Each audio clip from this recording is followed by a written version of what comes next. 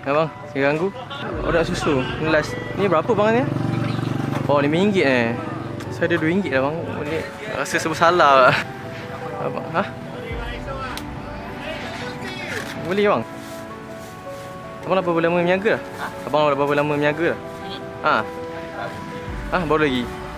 Tak apa ke bang? Saya macam Tak apa. susah lah abang kena RM5 sampai RM2 je. Ha?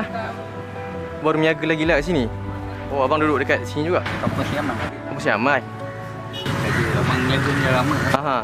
Dah 8 tahun. 8 tahun? Dah kan abang dengan turunan. Makan donat je? Sebelum ni abang ada berniaga apa? Turunan aku kerja. Oh, kerja apa tu? Kerja produk highway. Oh, tu berapa lama? Tahun dah lah kerja. Oh, lepas tu abang buat donat ni? Start daripada? Abang berhenti tu terus abang buat? Kira 8 tahun dah lah. So, memang kat sini je ke tukar tempat? Baru tak.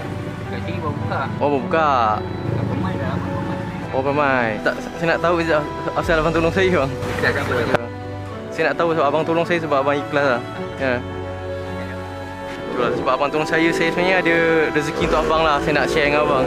Ya, ada untuk abang. Ada ni orang nak sedekah. Rezeki untuk abang lah. Ya. Ni ada 400 untuk abang.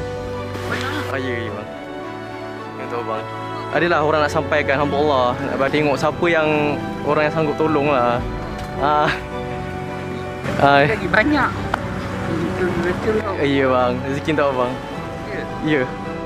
Abang terima ya? Terima kasih. Okey, ada orang bagi saya nak sampaikan lah dekat abang. Banyak. Okey bang. Alright, bang. Assalamualaikum. Okey, ni bagi bang. Okey bang. Assalamualaikum. Salam.